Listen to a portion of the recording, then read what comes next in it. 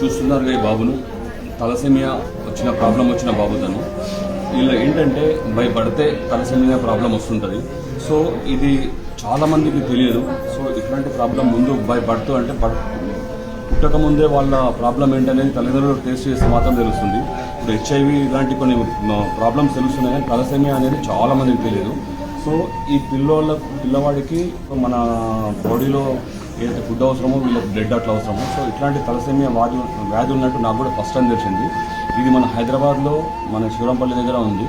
So ఇక్కడ వీళ్ళకి every 15 days compulsory అంటే డైలీ ఒక 50 to 100 members వస్తారట.